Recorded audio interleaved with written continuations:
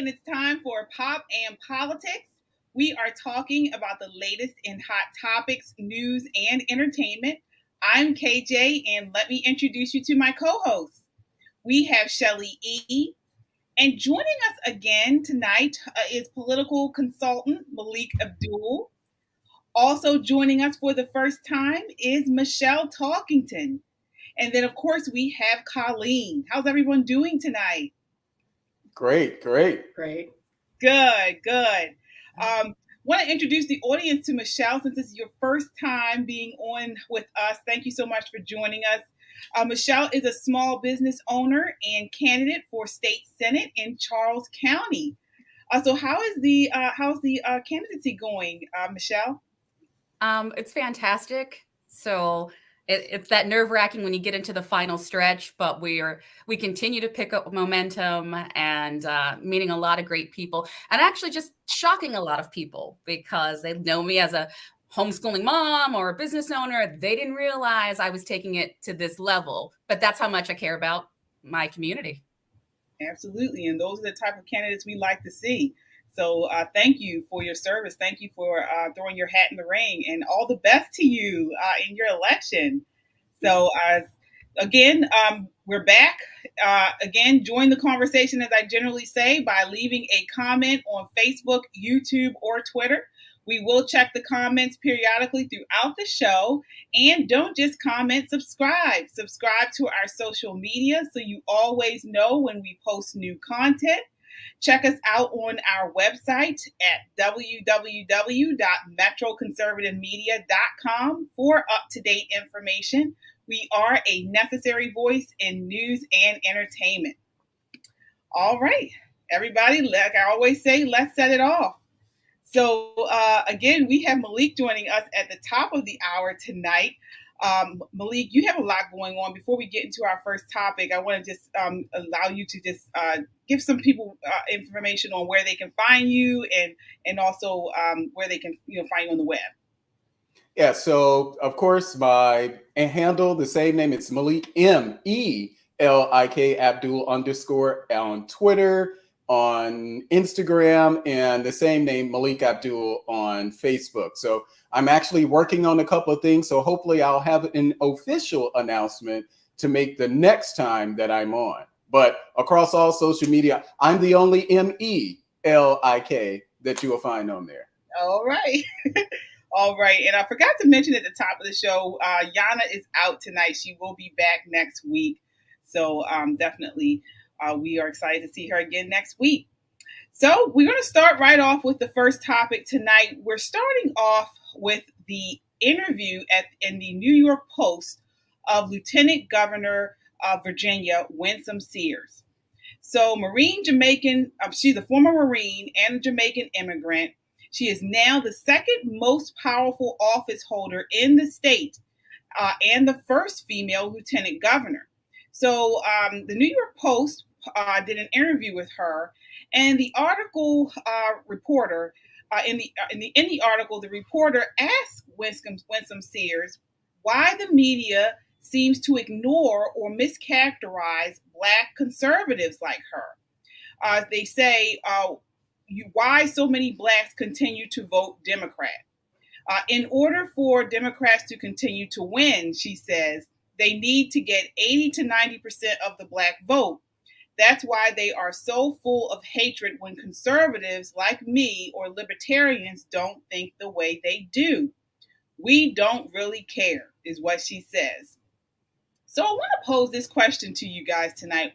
Why do Democrats feel Blacks should have blind allegiance to their party? And why do they hate Black conservatives? I want to start off with you, Shelly, tonight with that. In a nutshell, in a word, I would say it's called fear. They fear us. They fear Black conservatives, Black conservative women and men, because we don't think. They cannot control our thinking.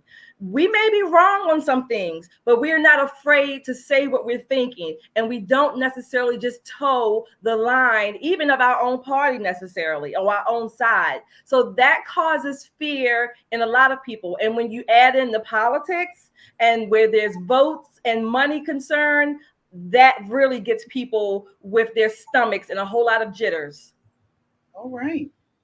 I want to go to you, Colleen, and get your thoughts on this. Why do Democrats feel blacks should have blind allegiance to the Democrat Party? And they hate black conservatives. I mean, we are like kryptonite to them. Right.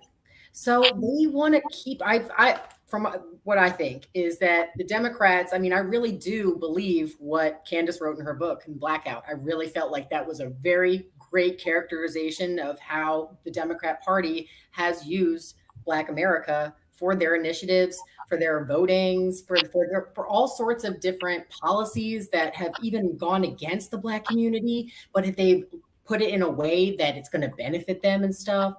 And it's just like, it's really difficult to watch it all because like Winsome Sears, we met her. She's such a wonderful lady. And I hate watching the hate that she gets. I mean, she's just such a wonderful person, you know? Yeah. So I think that they just have utilized Black America for votes.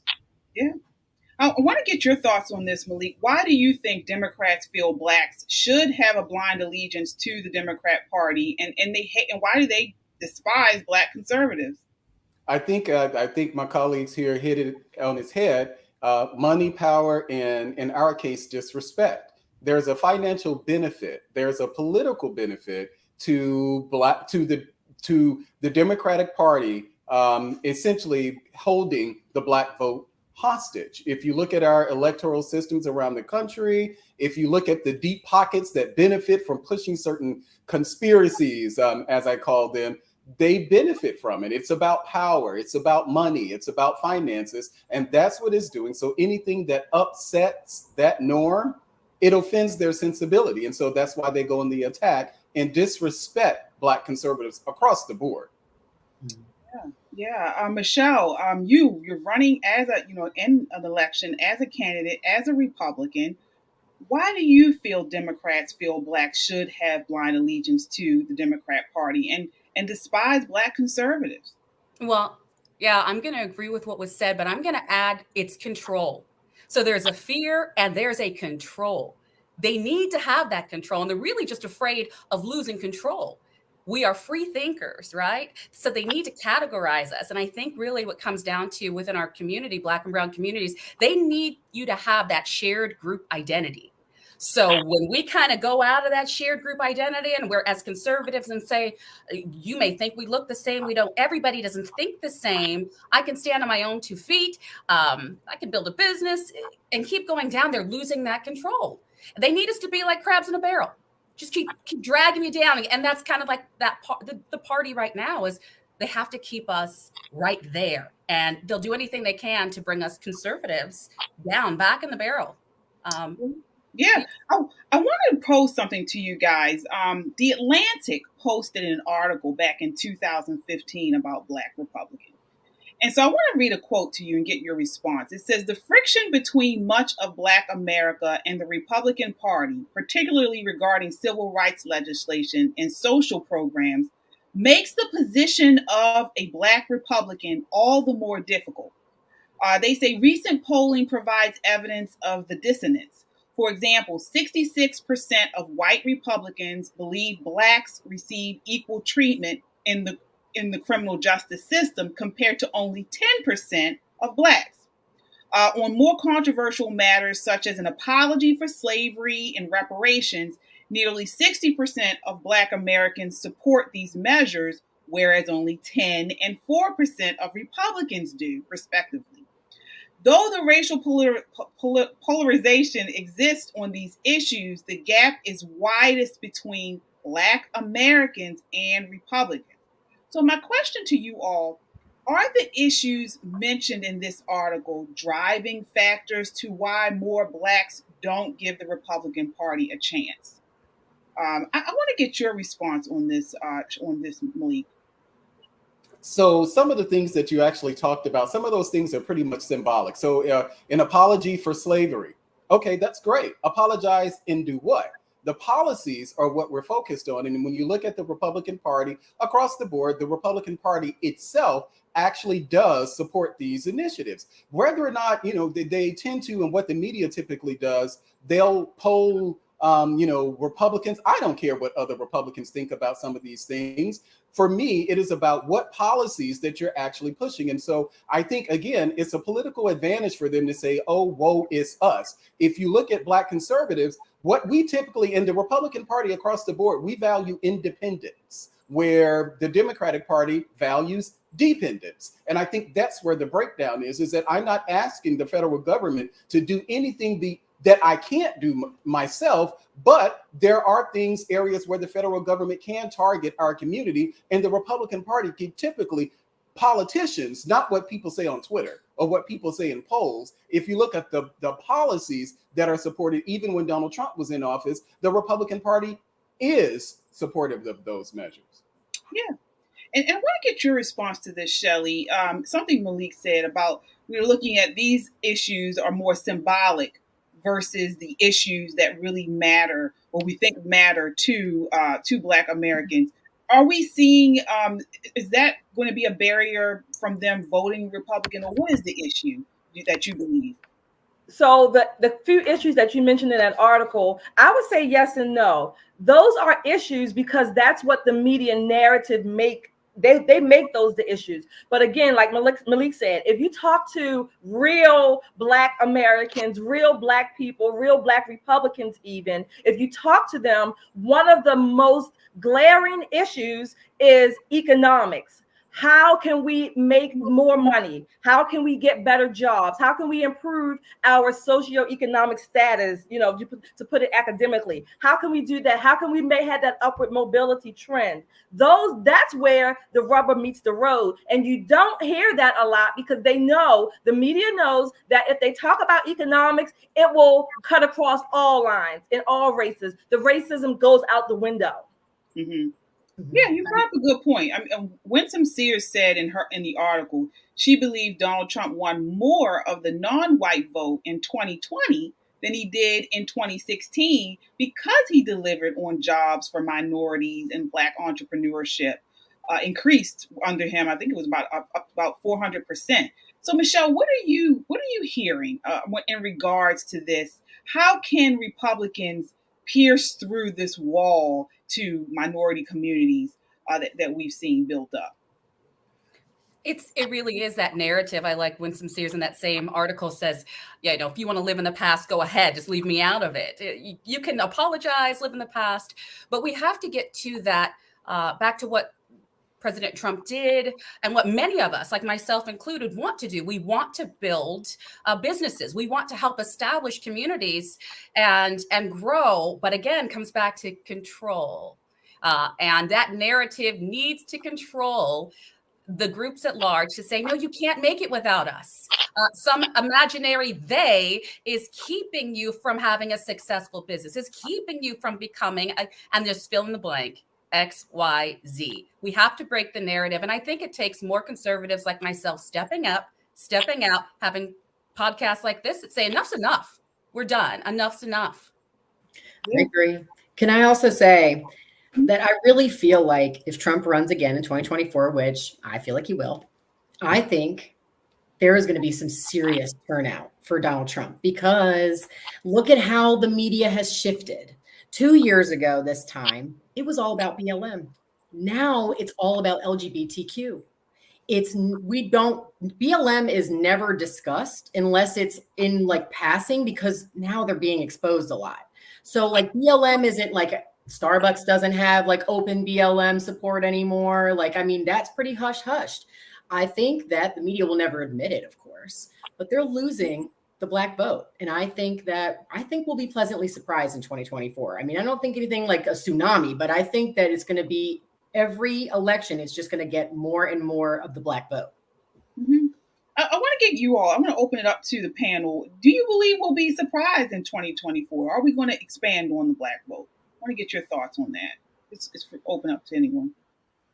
Yeah, so I think we actually do have a chance. Whether or not Donald Trump is the best representative to get us there, I'm not really convinced by that. Obviously, I've said many times before, I am a Tim Scott Republican. So I think that if Tim Scott, I know that if Tim Scott actually runs, as opposed to a Donald Trump or even the favorite conservative nowadays, Ron DeSantis, if Tim Scott actually runs, I think that Tim Scott would not only get a larger share of the black male vote. We do know that he would get a larger share than even Donald Trump got this time in 2020. He will be able to bring in some of those black female voters, which have consistently been a problem for the Democratic Party, but also the independents and the never Trumpers who would not under no circumstance vote for Donald Trump. And I think we need to acknowledge the shortcomings that Donald Trump has in getting us over the finish line. But if Tim Scott runs, I think it is game, set, and match. If he makes it through the primary. And we don't know if he'll actually do that. Right. Yeah, that is the key, making it through the primary. And as we saw here in Maryland, we had a big upset here in the gubernatorial election because the prized person or the favorite, which was an endorsed candidate by current governor Larry Hogan, did not win. It actually lost by a big margin. So in the primary. So we'll see. We certainly will see. Final thoughts on this piece here about Winsome Sears. How can we replicate what they did in Virginia, across the country? I want to get your thoughts on this, Shelley. How can we replicate what they did? What did they do that you believe was the winning factor in winning that gubernatorial election? I think Governor Youngkin and Lieutenant Governor Sears, I think they told the truth. And I think if Republicans stick to the issues, you're not going to have much debate because the issues are just going to be true. Your economy, are you able to feed your family? Are you able to have a decent job, to make a good education for your children? Those are the things that matter. How many taxes, how much in taxes are you paying? Not just your IRS taxes, but from the store to the car dealer to the clothing store, wherever. How much are you still paying? And what are you getting for that? Look at your streets. Do you have potholes? One thing I think that Black people, by and large, I think we need to do is we need to put our hands down our back, and you feel that big bony thing called a spine. And we need to draw on that and have some courage, right? Have some courage to come outside of the narrative, the plantation, or whatever you want to call it, and just step back and really start questioning, is what you're doing for yourself, how you're voting, is it really paying off? Is it really adding up to anything? Mm-hmm. What about as the article mentioned, the hatred and the vitriol Black Republicans get from the Democrats, specifically white liberals? As being a part of the Black Republican Council, vice chair, myself, Nicole, we did a video earlier in the year because Delegate Cham had gotten some very racial comments made about her. She is a Black delegate here in Maryland from a Democrat, is a white liberal Democrat, making fun of her being a Black Republican. Do you think we'll continue to see this? And what do you think is the best way to combat this? I'll want to hear from you, Michelle. So I had this happen less than 2 months ago at an event, very liberal white male, maybe 40s, 50s. And he proceeded to tell me how he could never support a Black Republican. He went into detail about how I needed to understand who was racist, how I needed to understand women's rights, as if I wasn't a brown woman who has 6 children, that I don't understand reproductive systems. So it was very interesting. So what I did is I wasn't fighting fire with fire, but I was not backing down. And that's what we need to do. We need to not back down, stay focused, not go right or left, just stick to common sense. And we're going to get those secret voters. And the secret voters, the ones that say, oh, no, I'll never vote for a Republican. I'll never vote conservative. But when they go there, they do. And we saw that in the governor's race here with the Republican Party. So stay focused, but don't back down. Yeah, absolutely. All right. Well, let me go through these comments because we do have quite a lot here. So let's see here. I have Stephen. He says, but haven't Democrats done lots of beneficial things for the African American community? That's a good question because that is the narrative that is pushed. Democrats and social programs and how they're the ones that are really here for women, for African Americans. What are your thoughts on that? Yeah, so sure. But my argument is that both parties have done things that are beneficial to the Black community, but there are very few things that the federal government itself does that is specific to the Black community. If you look at Biden's bill, does the scaled down Build Back Better Inflation Reduction Act, there are things that are in there that Black people can benefit from in the same way that Black people benefited from Trump's First Step Act. Trump's the program that he's established at NIH to make minorities competitive for NIH grants, the program that he started at the North Carolina A&T, that they were part of a consortium of schools that were pushing on things like energy, like climate change. There are a number of things that the federal government does, but it's a misconception that people have as far as what the federal government does and what our local government does. We just happen to live, I'm in Washington, D.C., we happen to live in a city where it's run by Democrats, all by Democrats, but those things that we care about, the ban on chokeholds, the ban on no-knock warrants, and all of those things, these things can actually happen at the local level, but we look to the federal government to solve things that are really happening on the ground at the local level. So we need to educate ourselves and understand the difference between what the federal government does and what the local government does. But yes, both parties do things for all communities. Yeah. And I would argue about the meaning of the word benefit or beneficial. There are benefits to, yes, someone is hungry, they have no food, feed them. But if they're still hungry 5-10 years later and you're still feeding them, what have they benefited from? Yeah, that's a very good point. And what they say, kitchen table issues are the things that matter, and it doesn't matter across administrations, whether it's a Republican in the White House or whether it's your local council or mayor. Kitchen table issues matter, which is why economics is the trending issue, not abortion, not voting rights, or any of those things. If you look at the polls, economics, people are concerned about not being able to put enough gas in their car, having food on their table, our schools. These are the things that our community is concerned about, but the media and the Democratic Party it's a complete psyops campaign. They convince us that no, those things don't matter. You need to depend on the federal government to solve this. Yeah, absolutely. We have Marquita B. She says, because we have been made to think that the handouts Dems give should keep us on a tight leash. Also, a lot of us do not know our political history. Absolutely. That is Marquita. She's actually running. She's a candidate in Charles County, also running for the delegate position. So definitely look into her, Marquita from Charles County. But she brought up a good point. What are your thoughts on that, Colleen? I mean, I think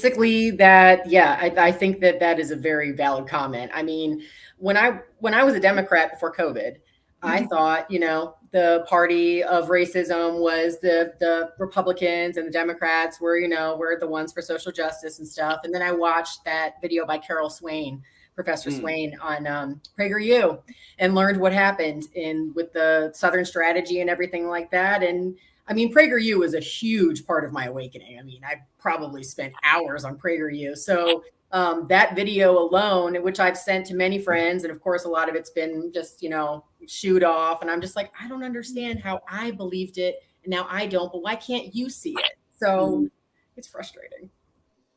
Yeah, exactly. So, I mean, what I'm hearing from you guys is a lot about education. It's about staying focused on the issues, tell the truth, and that will be the winning factor in a lot of these issues, especially with being a Black Republican or a Republican in general. And can I just add something just very quickly? Yes. We need to stop, and the media does a very good job at it. If you ask what a Black Republican, Black conservative, because there are a difference between the two, they focus on what somebody said on Twitter. That's not representative of Black Republicans, and it's not representative of the conservative movement. But we have these very loud voices on Twitter who don't do anything but tweet on Twitter. We can't allow them to be the spokespersons for our issues because they're just not. Don't pay attention to them. I don't. Yeah, absolutely. Can I ask who you're talking about? I mean, and it's various people. And I used to put Candace Owens in that box, but I no longer put Candace Owens in that box because despite whatever people may say about Candace Owens, the people, even Black conservatives who say messaging is the issue, people like Candace Owens, they're the issue. Well, if she was so much of the issue, Donald Trump wouldn't have increased his support among minorities. If Candace Owens' messaging was the issue, he increased his support for minorities despite Candace Owens. So I no longer put her in that box. I'm talking about random people who are doing nothing as far as advocacy for the Republican Party and the conservative movement. They are loud voices on Twitter who have large followings, and that's all they do. They don't participate in campaigns. They don't know anything about a political or get out to vote strategy. None of that stuff matters because the only thing that they want to do is to be retweeted saying just stupid stuff. Mm-hmm. Okay. Well, on that note, thank you so much for joining us tonight, Malik. For this Thank you for having me. Absolutely. Welcome you back anytime, certainly. So we definitely will see you on here again. So as I always say, join the conversation by leaving a comment on Facebook, YouTube, or Twitter. We will check the comments periodically throughout the show. Also, subscribe to our social media so you always know when we post new content. Check us out on our website at www.metroconservativemedia.com for up-to-date information. Again, we are a necessary voice in news and entertainment. All right, so we are moving right along to our pop-off round. This is a time where I ask each co-host a random question, and within 30 seconds or less, they will give a reaction or response. All right, so we're starting off with you tonight, Shelly. So, Shelly, all right. Marijuana decriminalization and legalization is a hot topic right now. It's actually going to be on the Maryland ballot this November. It is generally not supported by conservatives. However, conservatives are pro-freedom, less regulation, small government. Do you consider anti-marijuana laws as big government overreach and in their nature anti-freedom? Why or why not? So in general, yes, I consider anytime the government wants to add anything to the coffers, I consider that overreach. So yes, in general, I do. However, marijuana, I am generally for if adults want to smoke marijuana. And again, I always caveat to say consenting adults. Okay. I'm not talking about children. I'm not talking about being forced or coerced to do something illegal or that you don't want to do. I'm saying if consenting adults want to smoke it, or I don't know what, vape it, whatever other form it comes in, be my guest. All right. Moving right along to you, Michelle. So I want you to take a look at this clip, and then I want to ask you a question in regards to it. This is clip number 1. That have been coming into our streets illegally from other states. We don't need guns on our streets. We don't need people carrying guns in our subways. We don't need people carrying guns in our schools. We don't need people carrying guns in our places of worship. We don't need them carrying them into bars or restaurants, because that'll only make people less safe. All right. Actually, that clip is for Colleen. I'm sorry. So that clip is for you, Colleen. That is the Supreme Court, as we know, in New York, has ruled against arbitrary and unfair permitting processes. But New York officials seem intent on defying the Supreme Court. So that was, of course, the New York governor is basically going out against the Supreme Court ruling, and she's actually they've put in more laws to prevent people from getting gun licenses. So that by requiring gun license applicants to have good moral character, they have to do in-person interview with law enforcement, share all their social media accounts in order to obtain a gun license. So the question I have on this is, if Wes Moore wins the gubernatorial election in Maryland over Dan Cox, do you believe he would do the same thing here? Why? Yes. Oh, yes, for sure. That's definitely coming. Absolutely. Oh my gosh. I mean, he literally had Biden campaign for him. Like, this guy is as radical as Biden. That's what that tells me. So if Biden's anti-gun, Wes Moore will be just like him. And I don't. Coco is such an idiot. Her city. I mean, her whole state's kind of in trouble, but New York City specifically is in a heap of trouble. And she really needs to reconsider. I mean, wasn't she backed by the NRA back in the day? Like, I thought she was backed by the NRA a long time ago. I don't know if that's true. I need to look into that because she doesn't speak like it at all. And it makes me sick because everybody is unsafe just being in New York City, just being on a subway, walking down the street, driving in your car. You are unsafe in New York City. So you should be allowed to have a gun if you're a law-abiding citizen, period. All right. We're going to try again with you, Michelle. Okay. Take a look at this clip. All right. Let's. Donald Trump and the MAGA Republicans represent an extremism that threatens the very foundations of our republic. Now, I want to be very clear up front. Not every Republican, not even the majority of Republicans are MAGA Republicans. Not every Republican embraces their extreme ideology. I know, because I've been able to work with these mainstream Republicans. But there's no question that the Republican Party today is dominated, driven, and intimidated by Donald Trump and the MAGA Republicans. And that is a threat to this country. All right. So that, of course, was President Biden in his now infamous speech last Thursday that was actually billed to be unifying, but really wasn't. I had a graphic. I'm not sure if we have it here that mentions what he mentioned. He said it in the speech. So, I mean, he didn't mention China, didn't mention crime, inflation, fentanyl, the border. He did mention Charlottesville one. Remember Charlottesville? He mentioned January 6th twice, the insurrection 3 times, Donald Trump 3 times. He said the word extremism 7, violence 10 times, and of course, MAGA, he said 13 times. He also said Republicans 16 times. So my question to you, Michelle, is who do you believe he is referring to when he says MAGA Republicans? He claims MAGA Republicans, represent an extremism that threatens the very foundations of our republic. So how did this speech make you feel as an American who is a Republican? And who are the MAGA Republicans that you feel he's referring to? Well, that goes back to one of our original questions for the party. It really MAGA, make America great again. So one, they had to coin something, right? So we're just going to keep MAGA, MAGA, MAGA great. But making America great is not a bad thing. And he has to do what he can now to kind of deflect from the reality. So the MAGA Republican, and really it's not all Republicans. MAGAs, what he says, come in all shapes and sizes, and we have to get back to paying attention to when there's a smokescreen. Pay attention over here, look over here is what I heard Biden say, because they need division. That was the most divisive speech I have ever heard. I asked my children to leave the room.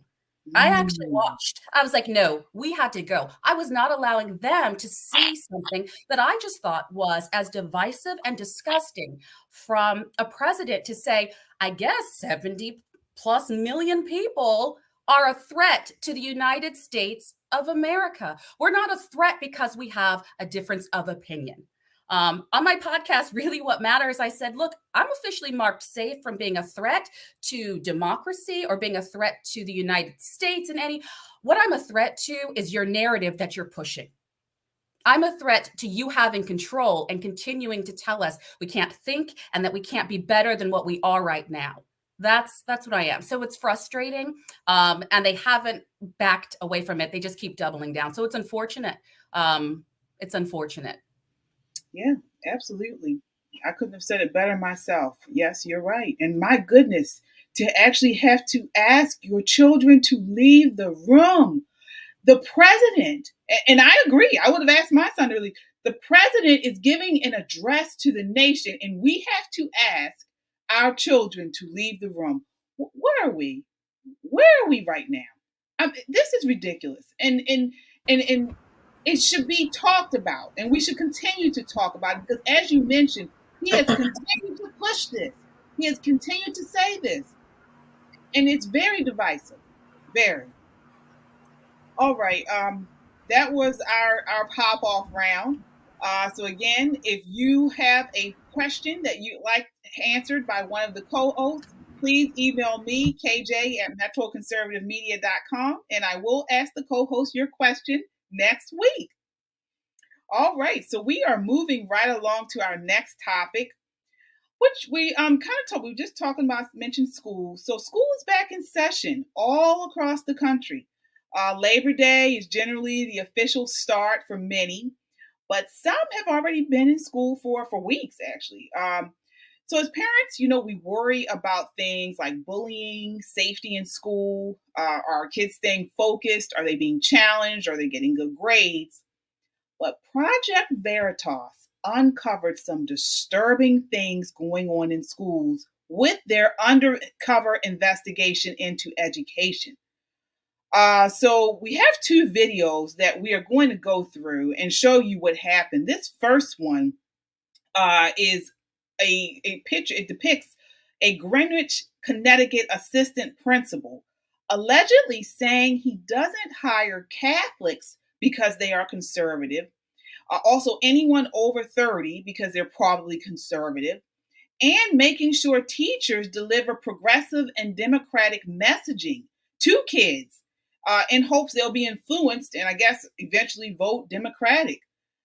This is clip 3. Take a look at this.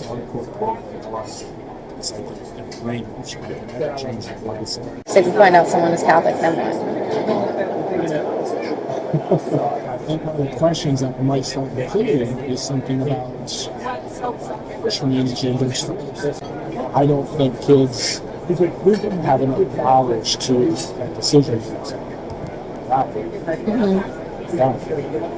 if they're older, I'm not allowed to do that. But I can't tell them I'm not interviewing you because you're older. I just don't interview you. Sometimes the older you get, the more set in your ways, the more conservative you get. It doesn't matter what they think about it. If they think about it in a logical, progressive way, that becomes their answer. So you kind of like gear them to think in a more liberal way. Mm-hmm. I believe the more progressive teachers are actually more savvy about delivering like a democratic message without really ever mentioning politics. We want people that are going to listen to the people. Who listens to the people? It wasn't the conservatives on the Supreme Court. It's little things like that. You hope those little things stick. And then later down the line, you're going to vote Democrat. And you will have done a great service to our country. I hope. Wow. So, and I really suggest people go to the Project Veritas website and look through the videos. Some of that was a little, the content was maybe not as clear, but what I want to open this up to you guys. What are your thoughts? I'll start with you, Shelley, on what you heard. From that, he's an assistant vice principal. He's an assistant vice principal talking about not hiring conservatives, talking about not hiring Catholics. He also says Protestants in this area are probably the most liberal, but if they're Catholic, conservative, you don't hire them. Right. So when I saw the video, what came to my mind, what he said was upsetting in and of itself. But what I came away with was that he has the audacity, no shame, no filter about saying any of this in public, which tells me to some degree that he believes that he is greatly supported in what he's doing. So why would you have to, buffer what you're saying if the people or the collective behind you is supporting it? You believe that what you're doing is what you're supposed to be doing. So that's what I walked away with when I saw the video, even more than just being upset, or, you know, not even upset may not be the right word, about what he said. Yeah. I want to get your thoughts on this, Michelle. You're a mom, a business owner. Should we be worried? Should we be worried by this? I would say you should be scared to death. So the reason being, when I saw it, I was already upset because we know he's breaking the law, right? So we know he's blatantly discriminating and hiring, and when there's a teacher shortage. So let's keep that in mind, right? So he's willing to overlook teachers of a certain age group, or just solid educators, because they want to focus on education instead of some other hidden agenda. More importantly, I heard, and I watched the entire video, of course, he seemed like a groomer. We have people in place. It was so disturbing that he had no qualms about, well, we just sneak it in there. We just tell them. It's just, you know, we keep this a secret as long as we don't say anything. Everything about what he did was grooming. And I don't care who you are. If that's what you're doing with small children, I don't care what you're telling them, grooming them to do. You should not be educating, and you for sure should not be selecting who is in that classroom with small, impressionable children. And what a slap in the face to any parent where he says, I'm going to control who's around your child for 8 hours a day. It's my choice, no longer yours. No. And that's why I go back to the Winsome Sears and Glenn Youngkin. Yeah, we catch them with things like this. We have exposed now what's actually happening. And now he just proved us it's always conspiracy theory until it's fact. So he showed the fact about what's happening in the schoolroom. Yeah. What are your thoughts on this, Colleen? Do you believe this is systemic? I mean, is this something you believe that is rampant throughout the country? Well, it's not in Florida, but I will tell you that, I take that back. They do catch some instances that are some selective situations, but, I agree with Michelle. Groomer is a proper word for him, especially when he made that quote about when he interviews and asks, how do you feel about kids that are young and trans? Oh, I don't think they can make that decision. No, get him out of here. What a weirdo. Barf. Like, oh, that's so gross. Dude, clearly they can't make that decision for themselves. Like, mutilating children. And something great that we did down in Florida is that we allowed minors to sue. If they get a transition surgery, they can sue their doctor. So that might not have been passed just yet, but it's in the works if it's not yet. So if that will definitely cause a trend of less transitioning surgeries in this region because people don't want to get sued. Right. So Dan Cox needs to focus on this kind of stuff, just like Youngkin and Winsome Sears were doing. And they have a huge chance. And if they can just back a little bit away from Trump, that would help even more. Mm-hmm. I want to go to the second video. Now, this one is a teacher from a very well-to-do private school. A lot of people believe that, in most circumstances, you get your kid in private school. We are paying for this. And you're thinking that they're going to get great education without all the bias. Well, this is a very well-to-do private school in New York called Trinity School. I believe Katie Couric's daughters go there, or her kids go there. A lot of news anchors' kids go there. I believe maybe Trump, one of his sons went there. One of the son's kids went there. I believe that. The teacher is Jennifer Norris. She is the director of student activities. Take a look at this clip of her. It's definitely a school where conservatives would not feel comfortable. I don't hide how I feel, but I can't pretend I'm promoting an agenda. Even though I clearly am. All the stuff I'm doing. When I started there, I hid my whole life. I felt like a double agent or something. Yeah. Unfortunately, it's the white boys who feel very entitled to express their opposite opinions and just push back. Well, there's a huge contingent of them that are just horrible. They're really awful people. Yeah. That's kind of what I'm afraid of with my white students that are rich. The show Dexter. Oh yeah. We just need some vigilante Dexter. Oh yeah. Here's your community, your targets. So you guys wouldn't let Republican perspectives on campus? Good. That's crazy. it's just nice. We don't have to hide our activism outside of school. We don't have to hide who we are. Like, we can bring our whole selves to work and do the important work. So we've been sneaking things in the crafts. I'm really good friends with the associate head of school now. Okay. She was an English teacher. Okay. And then she just kind of moved her way out. I go and talk to her all the time, and she has been amazing. Like, she really cares and has the power to change things. Yeah. So I feel like I finally have like an in to get it. I just keep trying to like disrupt wherever I can. Yeah. And now that I'm in this position, I have so many opportunities to do that. My God. I want to make sure our audience understands what this evil woman said. She said, if you're not familiar, Dexter is a show, I believe it was on Showtime, about a serial killer. It was a guy who would go out and kill people. She said to let Dexter run rampant on, looks like she said the white boys, white kids that are conservative. So she's basically advocating, and she's joking about it, to kill these children who just differ in opinion than what she does. I mean, I don't understand why people aren't screaming in the streets about this. And I'm black. She's not even talking about me. This is ridiculous. This is infuriating what she said. I want to start with you, Michelle, on this. What are your thoughts on what you just heard as far as what she just said?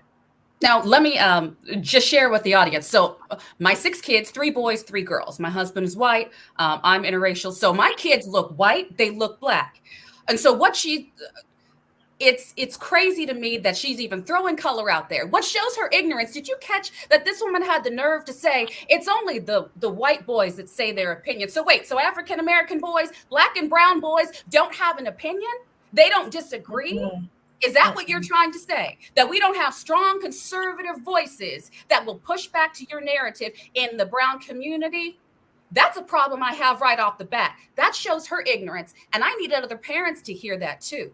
So she's putting people in categories. And serial killers? Oh, wait a second. Is this from the party that is all about gun restrictions because we have so much chaos in the schools? And here she is saying, let's just let a Dexter loose. Don't we have that problem already? Are you out of your mind? Yeah. This is in the schools. One, she's got to go. There should be no ifs, ands, buts about it. And we need to wake up and listen to what's happening. So I'm beyond frustrated. Again, and that is why we see so many people pulling their children. That's why school choice is an issue. And I'm not knocking all teachers. We have great teachers, but as you can see from that first clip, like in Greenwich, they don't hire them. They don't want them in the schools. They don't want to keep great teachers. They want to get rid of great teachers instead of people like me who want to support great teachers. But we need to weed out people like this if that's her agenda. Yeah, right. The agenda. Yeah. Mm-hmm. Shelly, what are your thoughts? Yeah, first off, I don't think she's joking at all. I think she's deadly serious. And I think she would not blink one eye, would not shed one tear if what she is wanting comes to fore, where there are more dead children. As long as they are white kids, conservatives, it won't make a hill of beans to her. So what I get angry about or frustrated about, even as much as these people really just unnerve me, I get frustrated about people, conservatives, black conservatives, whatever, white conservatives that act naive about these things. First of all, this indoctrination, this mindset, leftism has filtered down to every institution in our society, from the family to religion to education on up. So it's everywhere, number one. But we have a lot of people on our side, my side, who act naive and are afraid and cowardly at pushing back. Like Michelle said, we sit there and we don't want to say anything. We don't want to look like we are caused any trouble. We want to look like the nice, the little 1950s version of mom and pop and all this bull crap. Okay, while our kids are being basically having their minds twisted and everything that's good upside down about them. Yeah, that's the crazy thing. That's the sad thing. They are talking about K through 12. They are talking about children, very malleable, impressionable children. That's what's so scary about this. What are your thoughts on this, Colleen, that we just saw? I mean, should we take this seriously? And what should we do about it? Well, I want to say I think it's really ironic that she said something about how there needs to be a Dexter. There's plenty. It's New York City. There's probably 5 outside the school right now. So I thought that was really interesting. She said that. But what should we do? Gosh.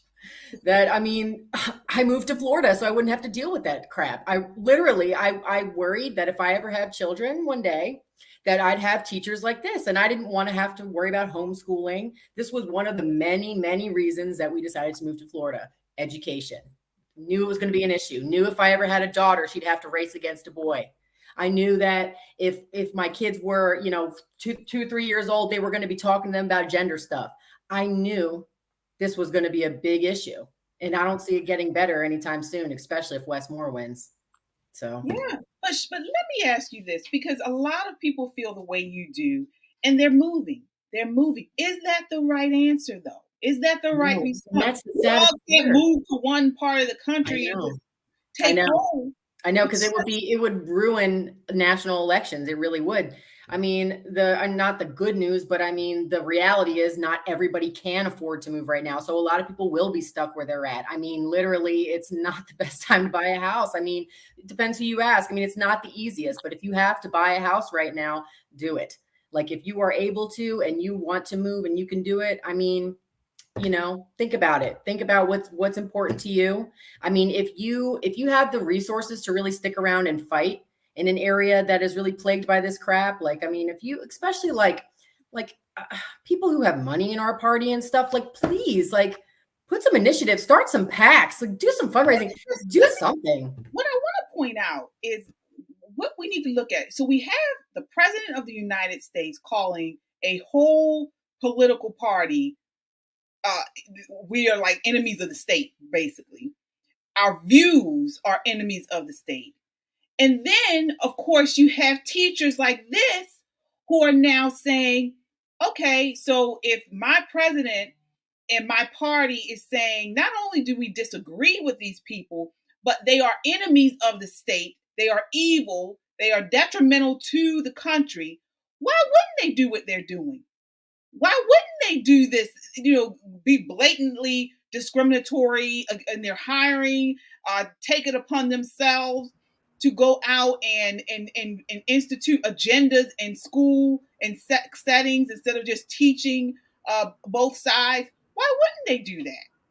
Because there's a benefit that maintains their power. And I'm going to ask a corollary question, at least on the national level. Why are there not more Republicans pushing back? We should hear national Republicans who collect money from the grassroots on up through all these different senatorial committees and things like that. Why are they not pushing back? They have a microphone. They are our elected legislators, and yet they are allowing our president, supposedly president, right, to demagogue and spew this hate, basically setting Americans against each other, all because of we may disagree with policy or we may disagree with a platform. Yeah, not just because of disagreement, but because of skin color, ethnicity, religion. I mean, you have these people who are discriminating based on your religious views. This goes on and on. And then they make us sound like we're crazy when we say this is going on in schools. Mm-hmm. That's the infuriating part, because I've had conversations with people and you tell them this is going on. You tell them they're pushing this gender ideology in elementary school and things like that. You tell them that they're pushing this one-sided, biased leftism in schools, and they say, "Oh no, that's not happening. No, you're overreacting. Where's this happening? This is what they say. CRT. They say it's not happening." So yeah, it's a mess, because like they even had some members of school boards in like Howard County right before I left, that I think like 2 of them that were kind of more right leaning, that were nominated, but like I still feel like that's not going to do anything. Like I feel like that's still, because I'm in the groups and stuff on Facebook, so I'll see the stuff that gets passed around, and these parents aren't hard right wingers by any means in Howard County. So Dan Cox I really think he does have a chance if he focuses on this stuff. And I mean, I think that education and the economy are 2 of the biggest things. So yeah. Yeah, we have to continue to speak up about it and do videos like this, continue to push content like this. Um, Again, we're one of the podcasts, one of the web shows that we invite everyone on. We want to debate. We want to have discussion with people who differ and think differently than us. Because guess what? That's how you learn. That's how you grow. So I want to take some of these comments here. We have Marquita. She says, that's interesting. She wants more Dexters. Well, what happens when Dexters are bad actors on school campuses? Gun laws become the issue and Republicans are blamed. It's a crazy intentional cycle. Yeah, absolutely. Denise, she says, exactly. They are intentionally setting us against each other. They really are. They really are. And it's sad. And they push that label on Republicans as being racist, as being discriminatory, and it's really not. It's on their side. Which is, by the way, probably one of the worst things you can be called as a white person. Like, your entire family can like disown you if they're left leaning enough. They'll be like, "Oh God, accusations of racism. Don't talk to her." And I mean, you can lose your job, you can lose everything. So that word, when it gets thrown around, like, I mean, it can ruin somebody's life. So, what is it? What was the word? Racism. If you're accused as a racist, as a white person, and you get canceled, you'll lose everything. Yeah. Well, they're teaching it in DEI. It's like the new way of killing people. It's like the new way of killing people. It's like I don't want to say a modern day lynching, but I mean, I think Tim Scott even called it that. It's like, no, I think it was Clarence Thomas. Yeah. I mean, that's literally, it's just canceling somebody. It's like the death of their career, the death of their life. I mean, what's the difference? After you have no money and no nothing, some people kill themselves. Like some January 6th guy, I remember one guy killed himself. He was like a well-to-do man. He killed himself after the heat was put on him. I mean, getting canceled will ruin your life. Yeah, I agree. And I want to say what Shelley was saying is, where are the people that do have a microphone speaking out? Mm-hmm. And even, I'm going to go back to this clip. Where are the teachers, the strong teachers, the ones, I would love to see more teachers, just like we're seeing the parents, more teachers saying enough's enough. But we've got leadership. We've got people, a minority of leadership as far as an ideology, who are in charge. And they're leading by a bad example. And they're kind of enabling all the bad characters to come out and act a fool, really. And so where are we to put them in their place and say, no, you know what? It used to be, we had morals, standards. It's about having standards. When is that a bad thing? When did we come to this point where being a moral human being is a bad thing? And why are we so afraid of being canceled from telling the truth? Grandma, tell the truth, shame the devil. And that's where I'm at. Yeah, we need more of that. Not only that, but we need to stop all this one-sidedness. I mean, we need to get back to equality and not equity. Anyone can be right. Anyone can be wrong. Anyone can be racist.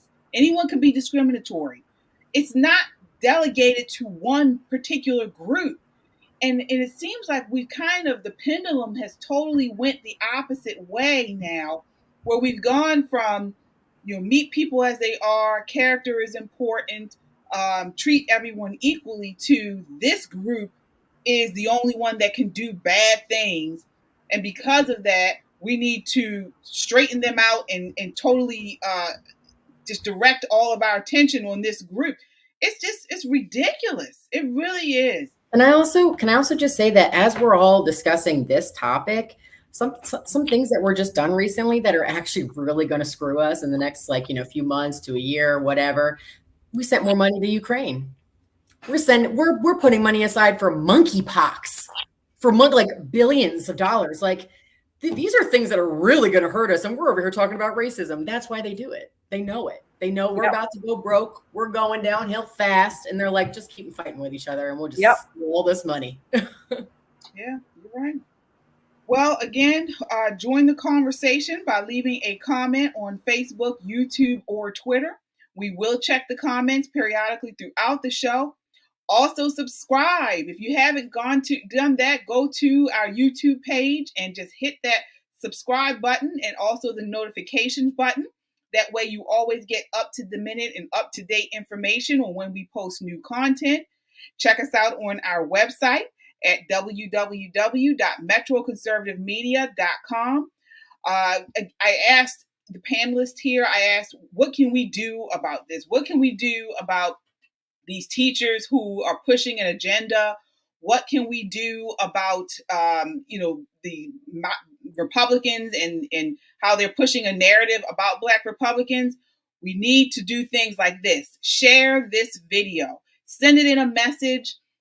Post it to your social media news feed, and share, even with people who you think may disagree. Because guess what? It starts a conversation, and we love conversations, because discussion and conversation of varied opinions is what we need right now in this country. So definitely continue to share. All right, so we're moving on to the last topic of the evening. Kind of keeping it in the same subject, schools, but we're talking about an elementary school teacher in this, specifically a teacher who was accused of wearing provocative attire over her voluptuous figure, and calls for her firing came out. So a group of angry parents have recently called for the resignation of a New Jersey art teacher named Roxana Diaz over her curvy body. So parents have asked officials at the unnamed school in Pennsauken Township to fire the Puerto Rican art teacher because her body distracts the students. This was in a sister-to-sister article online. The group of outraged caregivers had reportedly done so by sending a letter requesting that they dismiss her from working in front of her kindergarten classroom. So my question to you all, is this teacher inappropriately dressed? We did have two more photos. Do we have those of her? Yes, so this is her. She's, again, an art teacher of elementary school students. That's her with the thumbs up. And then this is her again on the right. So take a look. Is this teacher inappropriately dressed, or is she being unfairly targeted? I want to start with you tonight on this, Michelle. What are your thoughts? Well, I don't want to discriminate. I wouldn't discriminate. I mean, really, how many of us have full figures? And sometimes it is actually just difficult to cover a curvaceous behind or any other part. So my take on this is, yes, it can be distracting. And when I first saw her, my thought was Jessica Rabbit. If you ever saw it, it was like Who Framed Roger. I said, okay, they got Jessica Rabbit. I'm not hating on anybody for their curves, their figure, and it's got to actually be very difficult to dress that kind of figure. Let's just be honest. So if you have, as a school, a dress code policy in place, fine. Implement your policy, stick to your policy. I would deflect to that. But if you don't, then all outfits can't fit the same person the same way. So and I think it just comes back to this argument. We've come so far in a society where what is modesty anymore? What do we consider modest? So sometimes you want to see somebody and you consider them, they're dressed a little too tight or a little inappropriate. She's fully clothed. Mm-hmm. It's just form fitting. So if they want to apply some rules across the board, male, women, whoever, whatever, so be it. But that's not what I'm seeing as the case here. Yes, distracting, but yeah. Okay. What are your thoughts on this, Colleen? Is this teacher inappropriately dressed, or is she being unfairly targeted? Did the guys really put the picture back up again? I creeped on her Instagram. Okay. So I agree with Michelle. It's kind of hard to be like, girl, you got to dress differently. It's like with those curves, you can't really hide that. But I creeped on her Instagram, and it's very sexual. It's very it's just not very kid friendly. I mean, I just don't think that, but I don't want to advocate for this woman to lose her job, but it's also like her Instagram presence is pretty risque. But also it's like they're kindergarten kids. So really, I mean, they might make a comment or something, but if they were high school, that's one thing, but they're kids, I don't think they care that much. They might make a joke about her big butt or something, but I don't know. Maybe it does distract them, but I think it's more the parents that are upset about it. All right. And what are your thoughts, Shelley? What about that? What about the this teacher, do you think that she is being unfairly targeted, or is she inappropriately dressed? Okay, so first of all, her Instagram, Colleen, I don't know who's on her Instagram or who her followers are, but her Instagram, I would guess that it's supposed to be for adults, number one, not her kindergarten students. Not her kindergarten students, number one. That's what my best guess is, number one. Number two, these parents are calling for this woman to be fired for her shape. Are we still back in the 1600s, America, up in New England, and ready to throw her in the water to see if she's really a witch? Seriously? And we have, some people that I've talked to, I'm surprised that these are conservatives saying this woman should be fired because of her shape. I don't know if her shape is natural or Botox. I don't know. I don't really care. And all she had on was a pair of jeans and a top for an art class. How much inappropriateness or provocative is that? Yes, she's very shapely, and you use the word voluptuous. So be it. So be it. She has a butt, breast, a small waist, whatever. But guess what? Women spend, according to this article that I have from SWNS Digital, as of last year, women spend upwards of $250,000 a year on being beautiful, whatever that means to whoever the woman is. We go through all of these contortions, right? From the makeup to the tight-fitting undergarments or whatever. But to say that she was inappropriately dressed, I don't know what the dress code is at that school, but I do know art teachers tend to dress down because they are in an art class, and especially with kindergartners. But to have her fired, seriously, have her fired based on her shape, how this is backwards. And I don't think this is an issue that I think that conservatives I didn't think they would debate this, firing someone because someone is too curvy. Are you kidding me? How Puritan is that? So let me ask you this. So, firstly, I don't think she would be fired because of her curves. I think she would be fired because they feel that the way she is dressing is inappropriate. But what about the idea of first impressions? And first impressions matter and last. I mean, doesn't proper attire for the classroom reinforce a proper relationship with learners? Because the ability to serve as a role model and an authoritative figure is largely determined by this. I mean, we have teachers in Oregon who have no longer want to be called by Mr. or Mrs. They're going by their first name. We have a big issue in this country with pedophilia, with inappropriate relationships between adults and children. How is she? I mean, to me, she looks like another one of the kids. My niece had on that same outfit last weekend. She's 14. You don't have to. They have jeans that fit. Don't have to fit that tight. Why does someone have to wear jeans loose because someone else is upset or jealous about her figure? Get a grip. Seriously, that's her figure. Again, it could be Botox or it could be natural. I don't really care. But she's wearing things that fit her figure. Women do it all the time. Whatever. No, she's trying to show off her. First of all, who took the picture? I was curious about who took the picture in the classroom. I was curious about that. Well, that's another inappropriate thing. But she's clearly, and again, and we all know how social media works. How my son is on a soccer team, and the coaches have social media. Now, the coaches are not going to these boys telling them to go onto the Instagram and Facebook and things. But this is something that just automatically happens. The kids go on to their coaches or their teachers' social media. Now, if it's inappropriate, generally they will keep the page closed. They will keep it not public. This woman, I mean, she got a lot of followers. Just from the Instagram followers. Her page is public, and she is on there pretty much half naked. Every photo is her from behind. You barely see her face. She turned around. I saw some of the pictures. But can we go back to a history lesson? So I have a degree in theater performance. And so when we're costuming, we're researching, working on stage, I want you to just go back in time. History repeats itself to the Victorian age. Let's go back in history and see the clothing that we intentionally put on and how we enhanced ourselves as women over 100 years ago to make our behinds like that corset, we corseted it, and then we put a bump in the back to look exactly like she looks now. If she would put on a corset and a dress with I prefer that. Now the difference is, yes, having a dress, but the shaping of what you're saying, Michelle, the shape of it. We did all of those contortions to make our body look just like this lady. The dresses look KJ like wants your dress in like FLDS or something.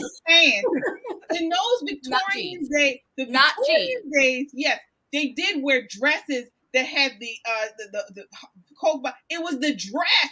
Now we weren't seeing their behind. Oh, please, KJ. It was for the shape too. Well, okay, let her put it on. I'm saying this is what women have done throughout history. I agree. I'm not co-signing. What I'm saying is that if you go back even further, back 200, 300 years, we had our bust completely out. Cleavage, bigger cleavage, more cleavage was the thing to do. And you walked around that way. So sometimes trends come and go. Again, there's some comments on here that say maybe she should wear a smock, or maybe she should, cover up. If you want her to be in an artsy cover up, that's about implementation. That's a school thing, not a teacher thing. She shouldn't lose her job over what the policies of that school either have or don't have. And maybe they can just address that. But I'm not going to go after the woman who's doing what is perfect. She's perfectly allowed to do. So even with me running a business, I have policies in place. And if something affects my business in a negative way, I have to go back and look at the policies. And if it's something that the employees are doing, wearing or saying, I could address that in a handbook, bring in everybody for a meeting. This is what we're going to do from here on in. And I don't see that as happening here. I just see the voices being upset. So I'm just going to throw it back. I want to answer this, Michelle. I will bet you dimes to donuts that there is not a grown man who was, of course, once a little boy in school. I bet they all have teachers that they love for various reasons. And I bet now one of them is that they love them because, she was just a nice lady. Please, little boys admire their teachers, and it's not because they can teach them how to read and write, especially when they're going through puberty. Wait, what are you saying? The point I'm making is that you said they were impressionable kids. I get that. And I'm not talking about the kindergartners. I'm saying if you ask adult men who were once young kids going through puberty, I bet they can tell you a female teacher that they loved, and they didn't admire her because she taught them how to read and write. Yeah, but you don't have the teacher encouraging it. She's not encouraging. She's just shapely. She's just very shapely. No. Now, come on. Come on now. We got to be honest. This woman is encouraging it. When you take everything into context, come on. Then I don't know that. I'm saying, no, not just because of her shape. Not just because of her shape. If you go to her Instagram page, she is half naked. On the page. Yeah, she is. She is on the page. I've seen those. I'm talking about in the classroom. There is nothing modest about her. She is a thirst trap. She is I'm still going to say her Instagram page is for adults. I don't know. I'm not saying that. No. I'm not saying that maybe there are some children, but this is where parents come in to monitor what their children are doing. Number one. Number two, to have her fired. Because what's she supposed to do? Put pillows around herself to change her shape? She's supposed to have a private page. Well, maybe she can do that. Maybe the whole thing. Maybe she can have a private page, but to have her fired because she's curvy. Oh, please. Now she does. There's some. Now look, she is in a skirt, and she does know how to dress what I would consider appropriate for a kindergarten class. So it's not that she doesn't know. And yes, it might be to some extent getting attention, like her. But again, I agree she should have that private. But then that goes back to us. How many posts do we have, or things that we show? Should be getting us in trouble.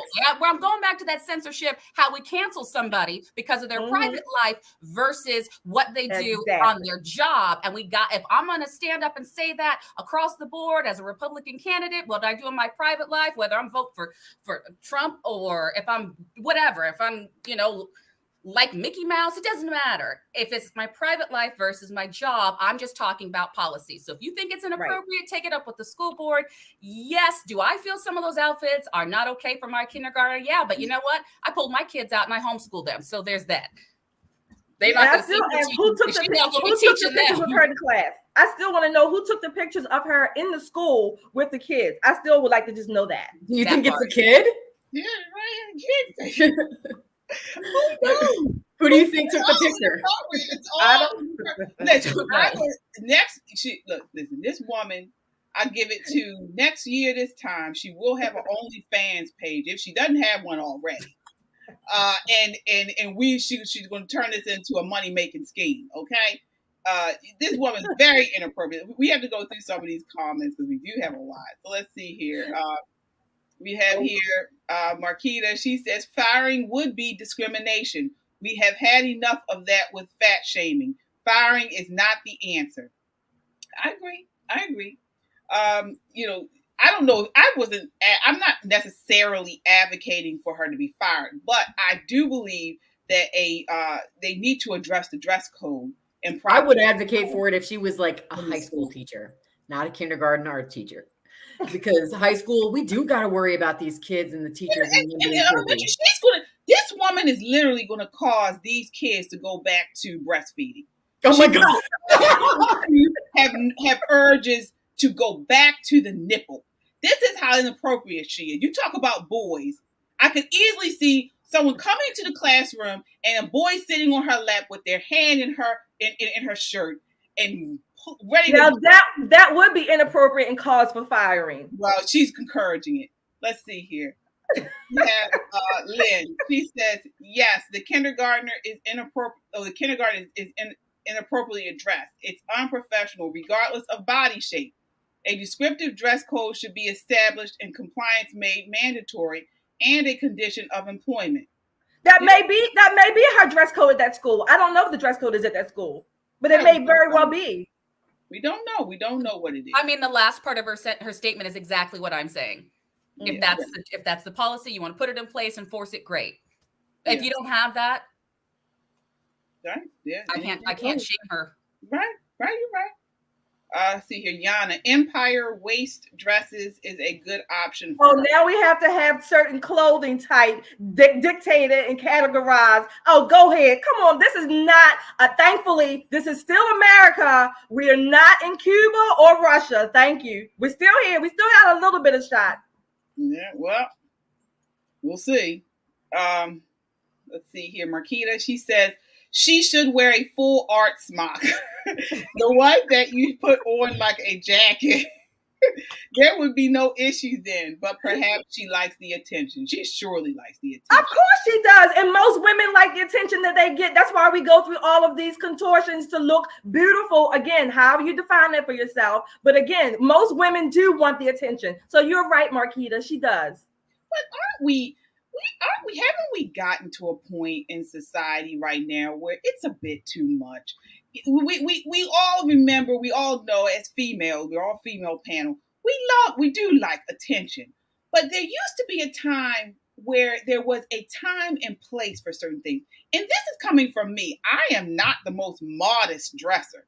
I definitely love clothing. I definitely love, beauty and fashion.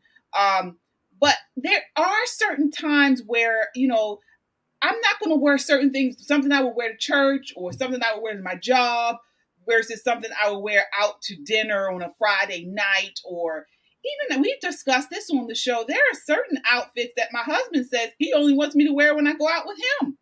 Right. JJ, I hear what you're saying. Again, the couple of pictures that they showed with her in the classroom, one with the skirt and one with the jeans, I'm not saying that they are totally inappropriate or appropriate. I don't know what the dress code is at that school. However, if this woman was flat-chested and flat-assed, this would not even be a problem. Well, we see this though in kids. So as we have, especially when you get to I would say for girls, about 10 to 16, you have certain girls that do mature physically faster than others. And so, certain things that you might get a teenage girl, a 13-year-old thin girl who her breasts haven't come into play yet, she might wear one thing, but then another cousin over here who has a full chest, full behind, everything, you say, well, no, I don't think you can wear that. So what's wrong with that? Some people can wear, I'm not discriminating. Exactly. Everything is not for everybody. We get that. everything is not for everybody. We get that. I get back to the fact that what's modest now. So KJ, you're talking about going back in time. Back in time, we used to have to take Polaroids and we didn't post them on anything called Instagram, Snapchat, any kind of Twitter. It didn't exist. So if you wanted to see what she looked like on the street, you would catch her on the street or at the club or anywhere else she was. So you wouldn't see her the way that we're seeing her now. And it used to be that you couldn't get anything monetized. So now you post enough stuff and you have things like this, an art teacher in a kindergarten class who wears provocative outfits going viral, getting attention and probably going to make $1 million off of this. Yeah. So if she gets fired, or get fired. But that would be a lawsuit, and I think she'd probably win that lawsuit. So I'm not giving legal advice, just saying you have to be careful. I go back to policy every time, put it in the rule book, follow the rules. But just for figure, this is something that we're only now having to deal with all of the time. So it comes back to what I feel is inappropriate versus what you feel versus clearly what some of those people in that kindergarten class feel. Who took the picture? I'm still going to find out. Well, if she gets fired, she can always start an OnlyFans. Yeah, she's on her way. I bet. Keep a eye on her page. This woman is about to be the next video model. She's going to be OnlyFans. It's actually a lot of teachers are getting OnlyFans pages. I was just reading about that today. These teachers are turning to OnlyFans because they're making thousands of dollars. We started off by talking about money, right? We started off by talking about money. Well, we know your take on it, so we're not going to go there. So again, we'll continue to follow this story. We will continue to follow this story and see where it goes. I mean, will she keep her job? Will she go to OnlyFans? We'll see. So we are at the end of our time tonight. I do have a couple of announcements. First, I want to give the floor to you, Michelle, regarding your campaign, regarding your podcast. Can you share with our audience how they can find you and any assistance you need in your campaign and also your new podcast so we can definitely keep track of that? Yes, so you can find me at votemichelletalkington.com. Visit my website. It's a fantastic last name, so I'm grateful for my husband for waiting for me so that I could have that last name. And myself and Marquita Bushrod, who was posting here, fantastic, running for delegate in Charles County, District 28. We decided to do exactly what you're doing, KJ. It's so important that we speak out. And so our podcast is really what matters. And that's what we're going to cover, everything from politics to common sense, right? So we're very excited. And you can actually find us on Facebook at Really What Matters. And we'll also be everywhere else. So we'll be YouTube, Rumble, you name it, we'll be there. But I'm really grateful for this opportunity. One, I love you, KJ. Ladies, it was great meeting you. But hearing different perspectives is key. And we know that the media and the news, they have a specific narrative they want to keep going as if we don't exist. So if they can silence us in any way, just on basic things like what a woman's wearing, if they can keep us quiet, they'll do just that. And it's important for as many of us to say, no, we are important. What we feel, what we believe matters. And as a conservative or as a Republican, I happen to be both, a conservative Republican. It's okay that we don't agree. So I would say visit me again, Vote Michelle Talkington, and Twitter, Instagram is Talking for Michelle, because I talk for me, right? Don't look at me and say I speak for all women or all anyone. I'm talking for me, but I'm going to represent you. All right. Perfect. Well, definitely we will check you out there. Also, we are having a party to celebrate the official launch of Metro Conservative Media. That is September 17th. So less than 2 weeks away, not this Saturday, but the following Saturday. In beautiful Baltimore, downtown Baltimore, we will be on the 28th floor of the Penthouse in the downtown Baltimore. So please come out and party with us. It's a celebration.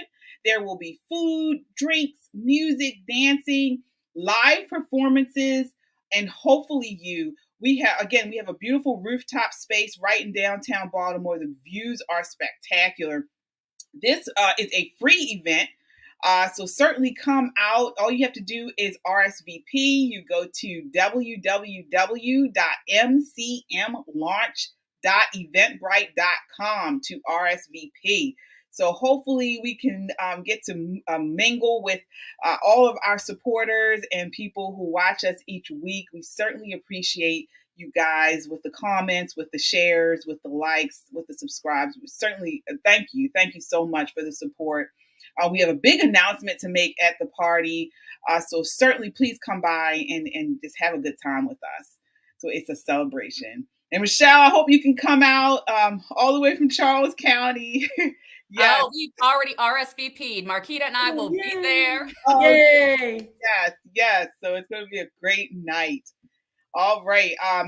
Again, we are a necessary voice in news and entertainment. So this does bring us to the end of the show. Again, check us out on our website at www.metroconservativemedia.com. Also, we are YouTube, Twitter, Facebook, anywhere that you get your podcasts. You can listen to us while you're in your car or on the move or cooking dinner or breakfast. Check us out there as well. And whatever you do, subscribe. Stay tuned. You know, we have the guys show up after this. So they are here to provide a male perspective. Also, they do talk about some of the things we've talked about on this show and more. So just the guys here in about 15 minutes, they will come on and definitely check them out. Tomorrow, I have the 8:30 show. So it's going to be a great show tomorrow night talking about Judaism. So which party supports the Jewish community? So we have scheduled 2 people to come on, one who believes the Democrat Party is more supportive of the Jewish community, and one who believes Republican Party is more supportive. So we're going to just get that out, discuss that, and definitely come on here tomorrow, Thursday at 8:30 p.m. for the 8:30 show. It's going to be a spectacular time. And again, join the conversation by commenting. All right, ladies, that's it. That does it for tonight. Again, thank you so much for watching. We look forward to seeing you again next week. Until then, count your blessings and live a life of purpose. Good night.